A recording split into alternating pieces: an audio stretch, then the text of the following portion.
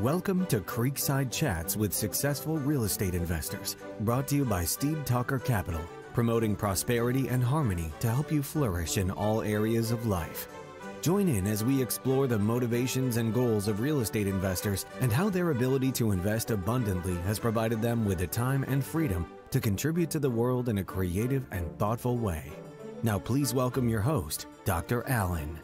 Hello, enlightened investors. Delighted to be back with you again today. I'm your host, Dr. Allen. If you're a first-time viewer, welcome. We're delighted you've joined us. Today's guest received her MBA from Harvard Business School and went on to be named one of the top 20 women leaders and influencers in commercial real estate tech in 2018. She worked on Apple's worldwide financial planning and analysis team and at Nest, the home technology company acquired by Google for $3.28 billion. Currently, she is the CEO of Hemlane, a technology-enabled property management platform. In her free time, she's an avid equestrian, paraglider, and skier. She is the first woman to win a calf dressing championship buckle at the California Rodeo. She takes risk in her personal life, but spends her work life advocating technology and prudent spending for a risk-mitigated solution to real estate management. Welcome, Dana Dunford. What a background. So I am inspired to have you, Dana. So tell us, what is calf dressing? Yeah, so calf dressing it's a tradition in real estate and rodeo where you have a team of 3 people and you go on horseback, you go out onto the arena, and with a cow, you dress it in Wrangler jeans, and it's a timed event. And then you need a sprinter to go back to get this baton, and the first one to get the batons win. And with a team of 3, it's always just 3 large ranchmen who've always done it, typically on these teams. And it was actually a big advantage having a woman to have me on the team, because you can get up underneath with the jeans very easily and put them on to the back of the cow. Then I had another person as the sprinter. So dividing into what we each were good at helped us win. And I think changed the scene, because after I did it, I saw a lot more women out there in future years. Impressive indeed. Clearly, you are a leader in a lot of things besides just technology. But let's find out about Dana and where it all began. So if you can think back, Dana, to a memorable event or time in your life that as you look back on it, you go, yeah, that really was a formative experience in my life, and it helped make me who I am today. I would actually say it was back when I was in high school. I was always a workaholic. If I wasn't studying, I was working. And I worked at a restaurant. And I remember I was the youngest person working at the restaurant.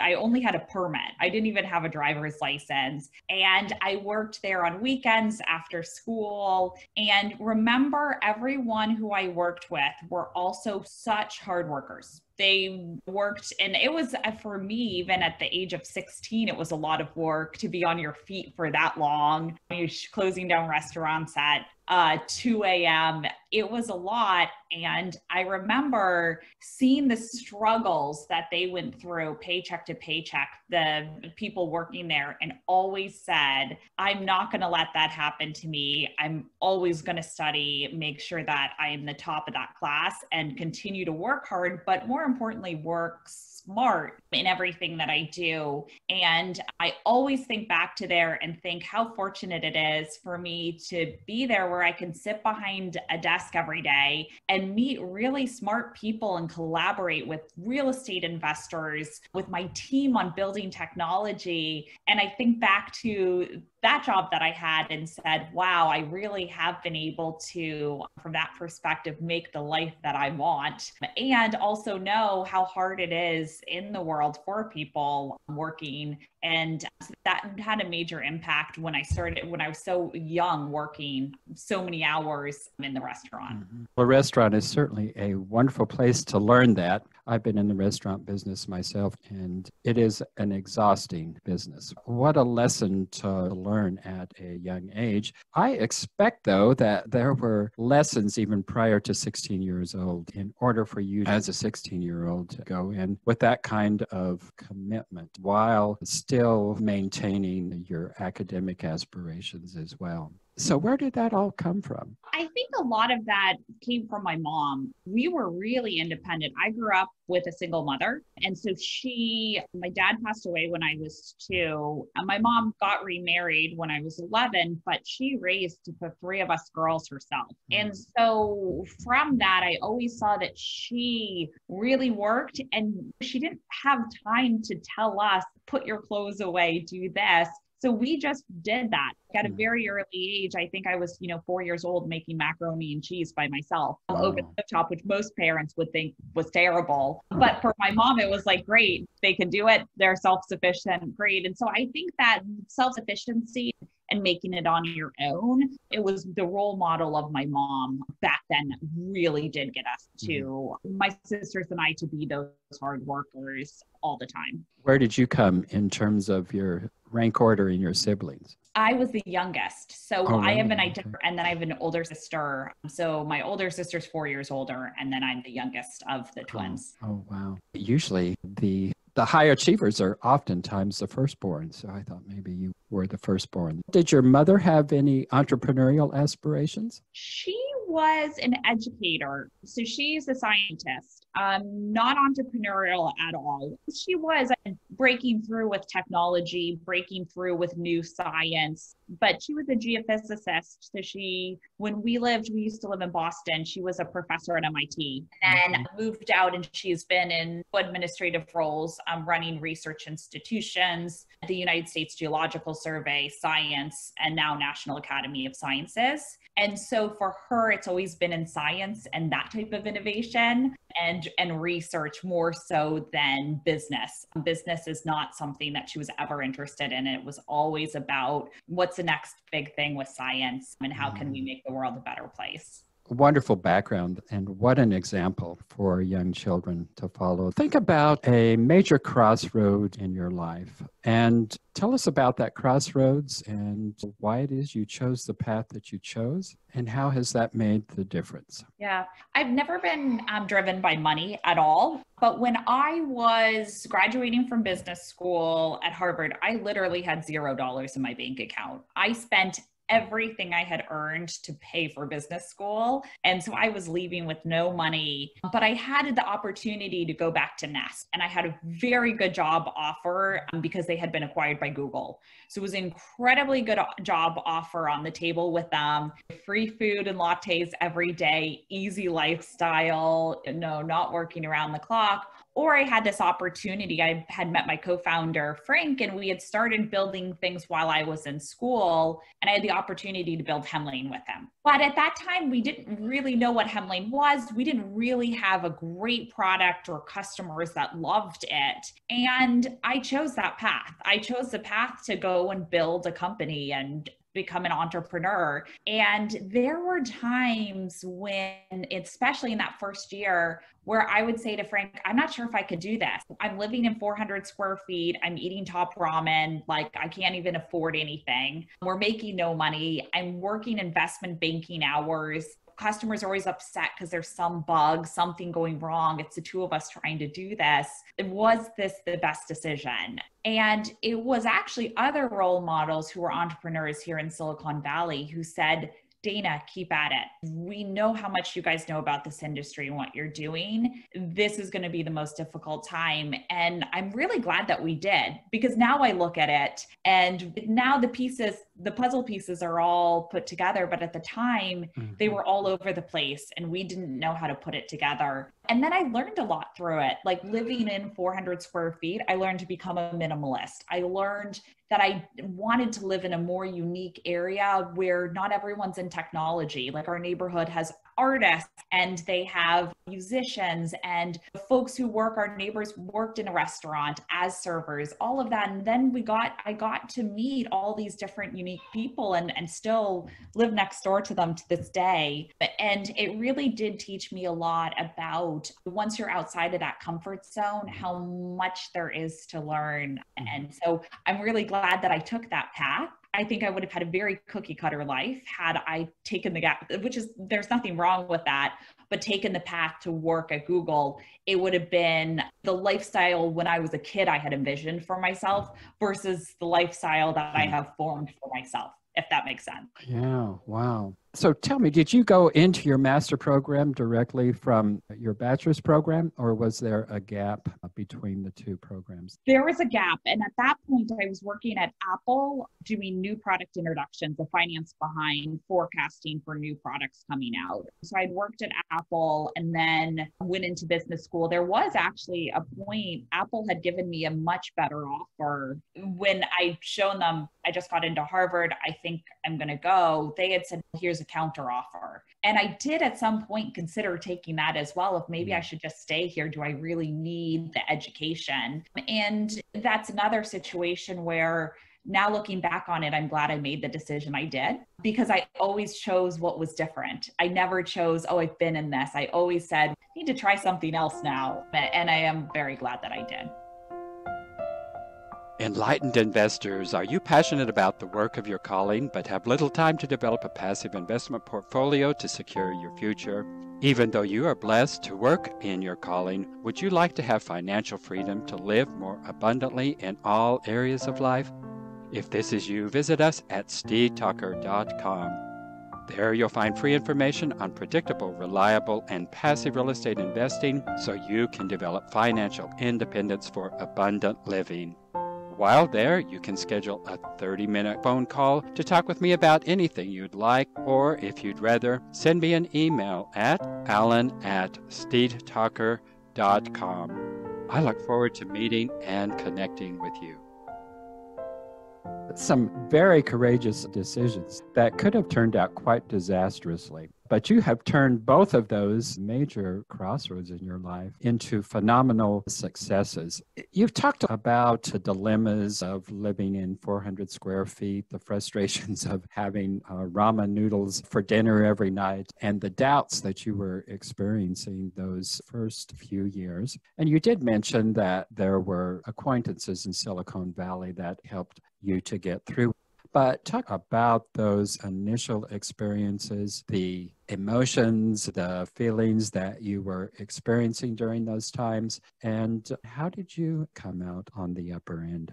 Yeah, probably at the beginning, I didn't deal with it very well. Hindsight, retrospect here. I do remember right out of business school, everyone got these incredible job offers, investment banks, top tech companies. They would invite me out to dinner and it would be these $100 meals that to them is nothing, right? And to me, it's like, wait, I can't even afford this. So then I just stopped going to those dinners and I would just continue to work. And then it was the same with family. I saw my sisters doing so well and them having these milestones in their careers. And mine was, they're like, oh, she's the entrepreneur who's going to fail, that kind of mindset. And through it all, it was hard at those times, but I kept doing it. And it was because of my co-founder, Frank. I believed in him and I believed working with the smartest person, and he was smarter than anyone else I'd ever worked with. And so I continued on, but don't get me wrong, through all of that, there were these points that were very low moment. And starting a business is like this at the beginning. Then you start figuring things out. And then don't get me wrong, you still have the days where you're like, oh gosh, it would have been a lot easier to go back to Apple or Google. But then it starts going up slowly and you just figure it out. And it's risk. It's like when you invest in real estate, you learn things from failure and you make sure that never happens again. And you could read books. I read books like Founder's Dilemma and all these books that told me how to build a business. But it wasn't until I made those mistakes that I said, I will never make that mistake again. Like I had to feel that pain as I went through and built the business to know I will never, ever do that again. And that's why I do think even second-time founders and these serial entrepreneurs, it's so much easier the second, third, and fourth time because you've been through that and you know what you have been through. Versus for me, I never experienced that. But it does make you a stronger person. I had venture capitalists, hundreds of them say no to me. We don't believe in you.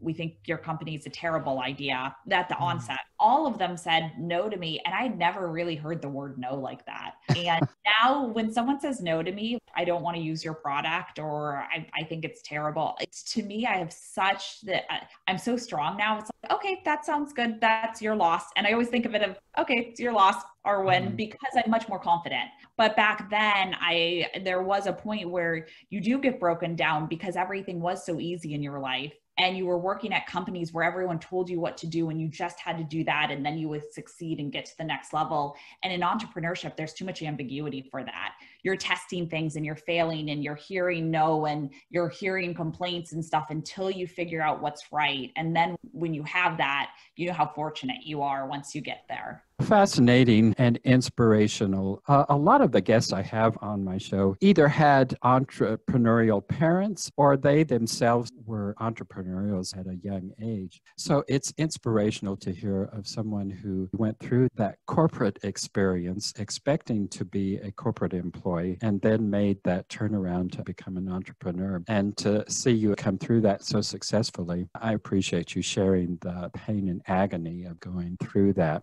And to inspire my listeners to say, yeah, it can be worth making change in our lives. How long did it take before you came to that point and you said, it's been worth it? I'm glad I did that. Even after and when I define success, I'm thinking of even just when we raised our first couple of millions of dollars of investors saying, wait, actually, this is something that we really believe in. Even after that, I was confident, don't get me wrong. I was confident we had the team. I was confident we had the product. But I still hadn't had enough time of people loving it and things going right and over time, like a duration of it.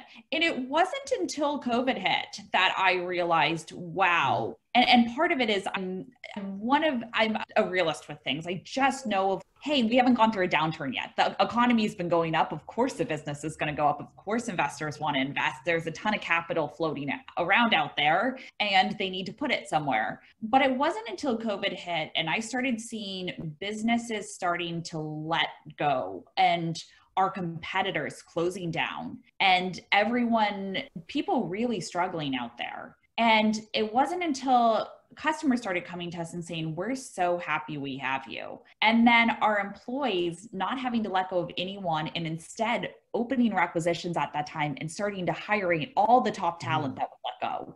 We just started hiring and then we started raising salaries. We started doing things that you wouldn't do in this time. And what's great is we've just been growing and having those record months over a month, even in a downturn. And I think now that we're 5 years into it, now I'm really confident and I say it was all worth it.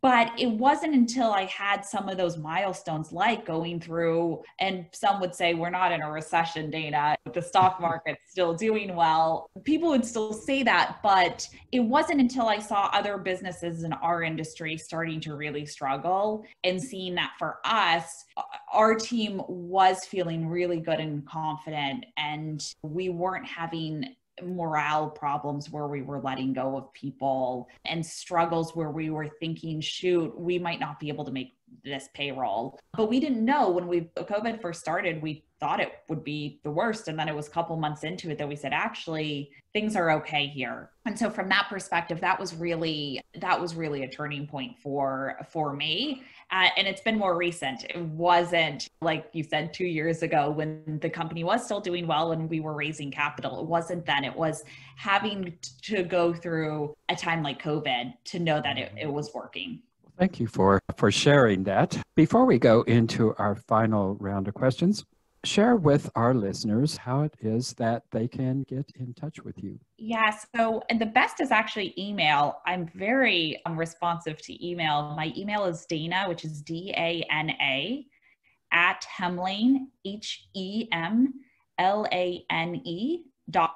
You can also go to Hemlane on Facebook or Twitter or Instagram, wherever you want, and connect with us there if that's easier. Or if you go to our website and call sales or support, they'll direct you over to me as well. Do you have any incentives to share with our listeners? Yes. So Hemlane, I should tell you what we do. We're a property management platform that helps you manage your real estate investments from anywhere. But you can get just software and have software help automate a lot of the day-to-day that you don't want to do manually or in Excel. So there's everything from software to help find and place a tenant, to help managing the rental, all the way to more service-oriented. If you don't want to pick pick up the repair calls from your tenants. We have a full repair coordination team that's 24/7 emergency support to pick up the phone, initiate work orders, do all of that for you. And they do have 5-star reviews. And we also work with local agents across the nation. And the local agents we work with they're all licensed. They all work for third-party brokerages.